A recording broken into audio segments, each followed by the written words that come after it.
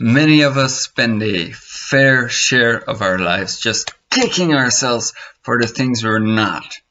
Or maybe that's even worse, just hating on ourselves because of the things we are. The things we always do. Why do I have to be so sensitive? I should have just kept my mouth shut. You know what I'm talking about. Or I wish I was more like that person. I could, yeah, that stuff. So we screw ourselves and we really make it hard for us to exist. So that's why I wanted to go over how to make the worst of you into the best of you. And I'm going to do that with 3 bullet points. So it's easy to repeat and grasp for you, and it'll keep me on track-ish, kinda. Oh yeah, before we get started, my nose, if you're wondering what's up with this face, check out the last episode of the Monday morning meditations, where I explain a bit about that. I'm not going to waste your time here. I'm having a hard time breathing here with it. Anyway, step number 1, take stock. When I say take stock, I mean just that. Take stock of it. Every now and then, large department stores need to take stock of whatever is left in their store. And they'll get some young people, mostly young people, and give them like a day contract to just, with a scanner, just scan every single item in the store. Everything, like every single CD, DVD, every article needs to get scanned. You need to take stock. Now, they just unleash these unemployed people with their scanners, and they do it early in the morning before business hours. So they're all just half asleep. Nobody cares about the DVD. It's not like, wow, that's a crappy movie. No. So number 1, take stock. Leave your judgment. Leave your commentary. Leave that aside. Just take stock. Objectively for as far as you can. What do I do? When do I do it? How does that work? What don't I do? What's hard for me?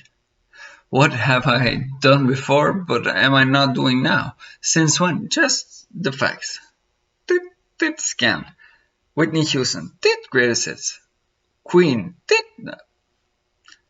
Don't look into it. Just take stock of your behaviors, your tendencies. Now, once you've done that, it's time for step number 2. You dig deeper. What's behind that? And now I'm just going to come out and say, behind every visible behavior, there is an unfulfilled need. It's something you need. That's not good or bad. It's just what you need. A plant needs water, needs the sun. We need attention, validation, physical exercise, whatever it may be. What need is behind the behavior or absence of behavior? And like I said, needs aren't good or bad. They're just needs. For example, you might have a temper. And so you take stock instead of wishing it away or judging it away or denying it away. You know, I don't have a temper. Yeah. So anyway, you get real. You scan the thing. I got pissed off, and I was pretty vicious. So you just take stock. There's going to be things you might not like. Okay. I don't like the Whitney Houston CD. Well, it's there. It's in your rack. Now deal with it. So once you do that, you dig deeper. What's behind that? What need? When exactly does that temper surface? It's when I do not feel heard. Oh yeah, in case you hadn't figured it out. This is about me, really. I'm being real here. Yeah, it's when I don't feel heard. That's when my temper surfaces. When I feel like people are not listening to me, I'm being misunderstood, and then I can think, oh yeah, that's from my childhood when I was not heard or listened to and judged and just left to my own devices. Yeah, so I can see, oh yeah, that's an unfulfilled need. Right. So that's what I need. That's behind that. Without judging, just there is a need. Bam. I need to connect with people and feel like they are acknowledging me, hearing me, and so on. And then number 3, and this is where the change starts to emerge in your life, in the world around you, like the visible reality.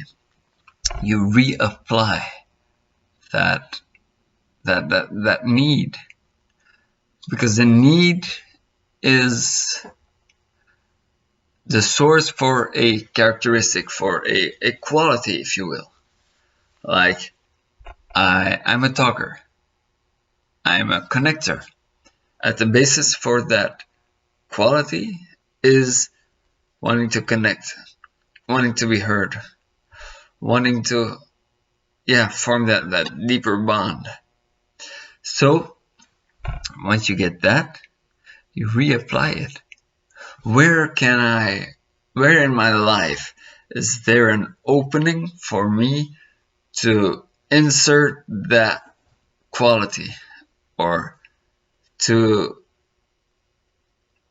fulfill that need? So yeah, that's when I became a public speaker. That's basically it.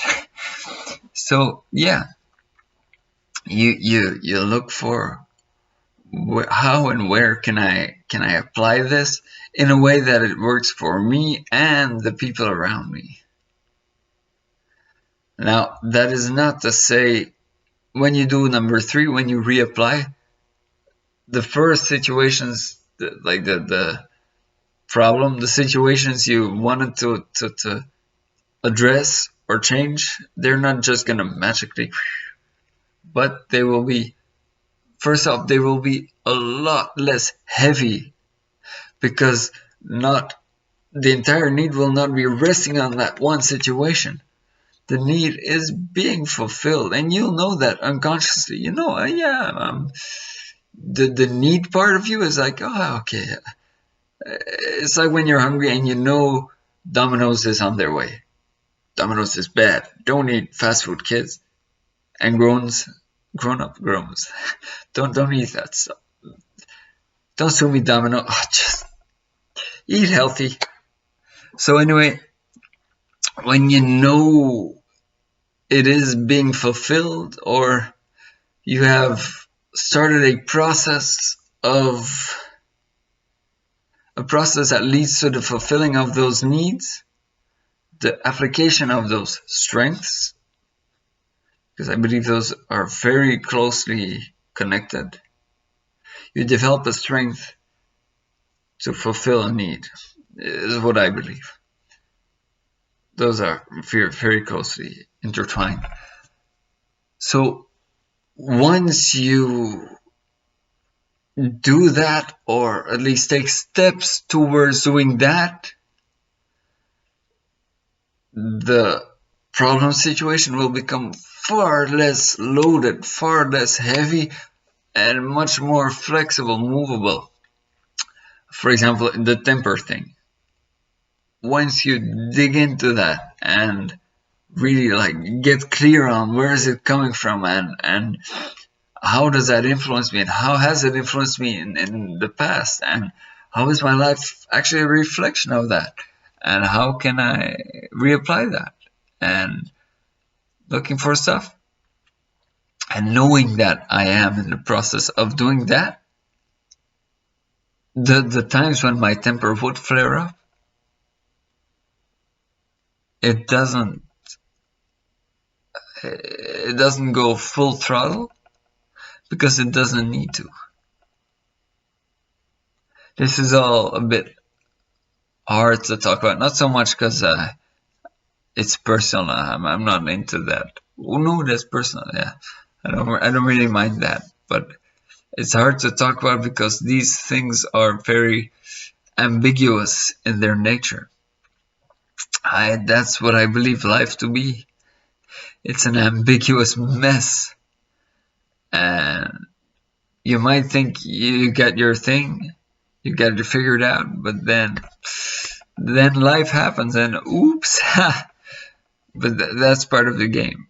If you'd always win, the game wouldn't be fun. You take the controller, oh, I won. Yeah. So it's part of the game. So let's play the game together. I hope those 3 steps, take stock, dig deeper, and reapply, I hope those make sense to you and you can find a way to apply those in your life. And I'd love to hear from you. I'd love to hear how you see this in your life. If you have any questions, here, there, wherever, whenever, wherever. So anyway, I'm looking forward to talking with you. Take care. Have a splendid week and see you soon. Bye.